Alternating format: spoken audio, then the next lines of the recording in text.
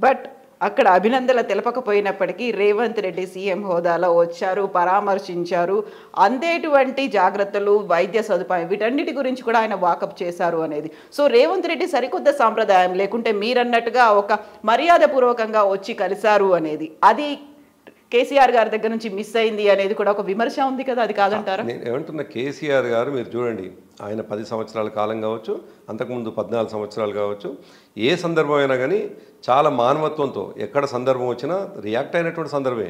Of course కొన్ని సందర్భాలు ఆయన పోవచ్చు, పోకపోవచ్చు, కానీ ఆ సందర్భానికి సరిపోయేటువంటి సహకారం కావచ్చు, అదేవిధంగా తన వైపు నుంచి వెళ్ళి ఒక తోడ్పాటు కావచ్చు, ఎప్పుడు కూడా తెలంగాణలో ఎవరైతే ఇటువంటి పరిస్థితులను ఫేస్ చేసినారో డెఫినెట్గా ఉంది. అది వరద బాధితులు కావచ్చు, హైదరాబాద్లో ముంపు బాధితులు కావచ్చు, ఇంకా వివిధ సందర్భాలు ఎక్కడెక్కడ నేను సంఘటనలు జరిగినా కేసీఆర్ గారి నుంచి యాజ్ ఏ ముఖ్యమంత్రిగా డెఫినెట్గా ఉంది. అదే సందర్భంలో ఎవరైనా ముఖ్యమైనటువంటి వ్యక్తులు ఇబ్బంది పడ్డటువంటి సందర్భంలో, గాయపడ్డప్పుడు కావచ్చు, లేదు వాళ్ళ కుటుంబంలో ఎవరైనా పెద్దవాళ్ళు ఏదైనా జరిగినప్పుడు కావచ్చు, కేసీఆర్ గారి నుంచి కూడా అటువంటి పరామర్శనే ఉన్నది. కాబట్టి దాంట్లో పెద్ద పోలిక అనేటువంటిది, ఒక మనిషి కలవటము ఒక మనిషి కలవకపోవడం అనేటువంటిది పెద్దగా పోల్చుకోవాల్సినటువంటి అవసరం లేదని నేను భావిస్తాను. బట్ అక్కడ మనం మాట్లాడుకుంటుంది సామాన్యమైనటువంటి మనుషుల గురించి కాదు, తెలంగాణ రాష్ట్ర ఏర్పాటుకు సంబంధించినటువంటి ఒక ఉద్యమం, అందరినీ ఏకం చేసినటువంటి ఒక వ్యక్తి గురించి, 10 ఏళ్ల పాటు సీఎంగా ఉన్నటువంటి వ్యక్తి తన తర్వాత వస్తున్నటువంటి సీఎంని అభినందించలేదు అనేది మనం మామూలు వ్యక్తుల గురించి మాట్లాడుకోవట్లేదు. ఇప్పుడు అక్కడికి వచ్చినటువంటి సందర్భంలో ఆయన ముఖ్యమంత్రిగా తనను పరామర్శించడానికి వచ్చిండు.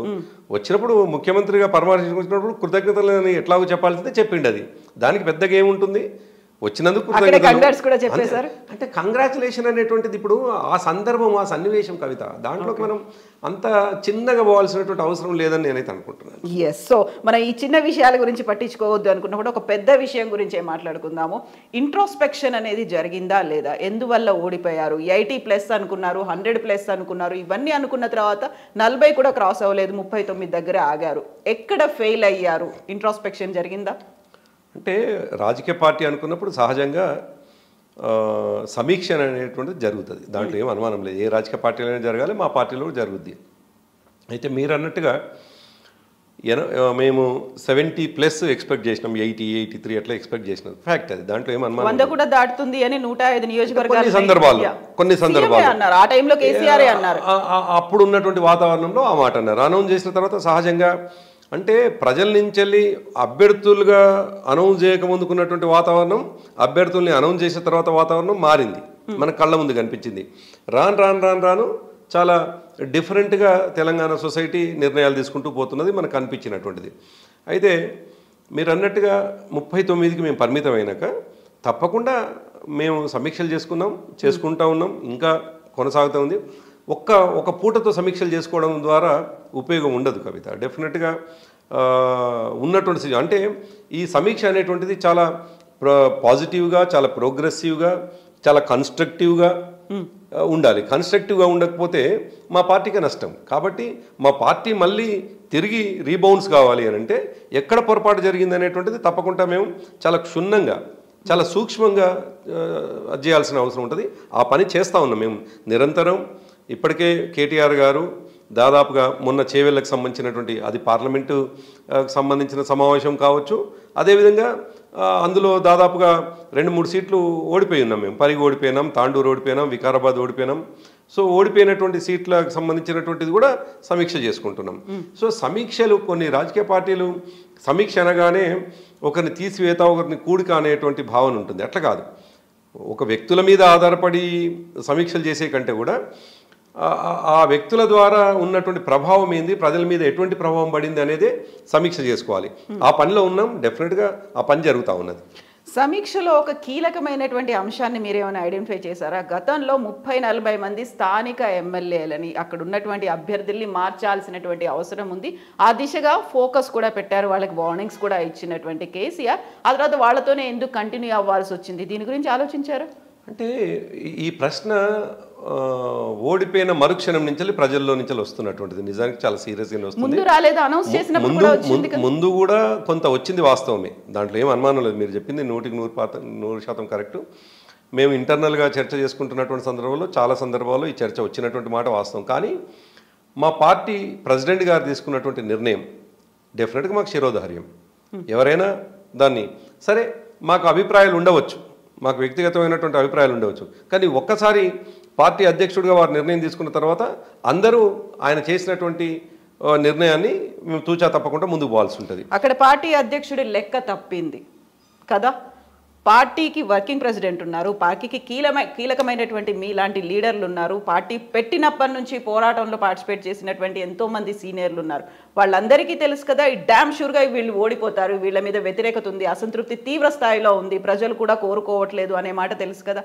ఎందుకని మార్చలేదు అంటే కవిత, ఇప్పుడు ఒక మాట మనం పదే పదే డిస్కస్ చేసుకోవాల్సిన అంశం అయితే ఉంటుంది. కేసీఆర్ గారు తీసుకున్న నిర్ణయాల్ని మనం 2001 నుంచి చూస్తే, మీరు కూడా చాలా సీనియర్ జర్నలిస్ట్గా బహుశా వారిని 2007-8 నుండి చాలా దగ్గర నుండి చూస్తున్నట్టున్నారు. దాదాపు మీరు కూడా 15-14 సంవత్సరాలుగా వారిని చూస్తూ ఉన్నారు యాజ్ ఎ జర్నలిస్ట్గా. కేసీఆర్ గారి ప్రతి నిర్ణయం తీసుకునేప్పుడు అది మనకు కొన్నిసార్లు తప్పు అనిపిస్తుంది, కానీ మనం అంతర్మథనం చెందుతాం. కానీ అంతర్మదనం చెందొచ్చు, లేదు విత్ ఇన్ ది పార్టీలో మాట్లాడుకొని వారికి చేరవేయచ్చు, కానీ వెళ్ళగక్కోవచ్చు. కానీ చాలా సందర్భాల్లో కేసీఆర్ గారే నిజమైనారు, కేసీఆర్ గారి నిర్ణయమే సరైందైంది. అనేక సందర్భాల్లో మీరు 2001 నుంచి మొదలుకొని 2014 వరకు ఏ సందర్భం, 2018లో కూడా ఇప్పుడు మీరు అడిగినటువంటిదే సరిగ్గా 2018లో ఒక 20 మందిని మార్చి ఉంటే బాగుండే, లేకపోతే కష్టమైతట్లుంది, గెలిచేటట్లు లేము అనే చర్చ జరిగింది. 2018లో కూడా ఇదే చర్చ జరిగింది. ఇప్పుడు మీరు చెప్పినట్టుగా సిమిలర్ చర్చ జరిగింది. కానీ 2018లో మార్చాలి అంటుంటే 63 నుండి 88 పోయినాం మేము. మరి కేసీఆర్ గారు నిజమైనారు కదా, కేసీఆర్ గారి నిర్ణయమే నిజమైంది కదా. సో అందుకే ఉంటుందంటే కేసీఆర్ గారి బాణం కొన్ని సందర్భాల్లో గురి తప్పవచ్చు, అది తక్కువ పర్సంటేజ్. మీరు రిస్క్ తీసుకున్నారు అనుకోలేదా? ఎందుకంటే ఒక చరిత్ర సృష్టించబోతున్నాడు కేసీఆర్, హ్యాట్రిక్ గా మేము ఉంటాము అనే మాట పదే పదే అన్ని సార్లు చెప్పినప్పుడు ఈసారి గురి తప్పితే ఎట్లా, మనం రిస్క్ తీసుకుంటున్నామేమో అనే ఆలోచన మీరు కానీ అక్కడ ఉండేటువంటి వార్ రూమ్ టీం కానీ కోర్ టీం ఉంటుంది, ఎవరు ఎక్స్ప్రెస్ చేయలేదు. మాకు ప్రజలపైన విశ్వాసం ఉంది కవిత. మీరు అన్నట్టుగా కొంతమంది అభ్యర్థులు ప్రజల నుంచి కొంత వ్యతిరేకత ఉంది అనేది కనిపిస్తున్నప్పటికీ ప్రజలపైన ఉన్నటువంటి విశ్వాసం ఏంటంటే కేసీఆర్ గారు ముఖ్యమంత్రి కావాలి అని అంటే తప్పకుండా తమ పరిధిలో ఉన్నటువంటి ఎమ్మెల్యేని గెలిపించుకుంటారనేటువంటి విశ్వాసం మాకున్నది. అఫ్ కోర్స్ అది అతి విశ్వాసం కూడా అయిందో ఏమో, అందువలన మేము ఓడిపోయి ఉండవచ్చు.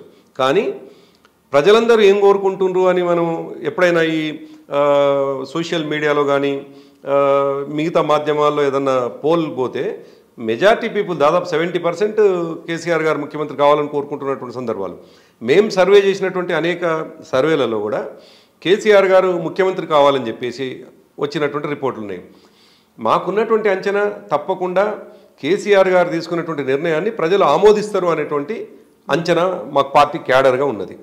అయితే సరే, మీరు యాజ్ ఎ జర్నలిస్ట్గా ఎటువంటి అభిప్రాయంతో ఉన్నారు, లేదు మిగతా సొసైటీలో మా పట్ల కొంత కన్సర్న్గా ఉన్నటువంటి వ్యక్తులు ఎటువంటి అభిప్రాయంతో ఉంటారో మాకు కూడా అనిపించింది. మరి కొంతమందిని మారిస్తే బాగుండేదని.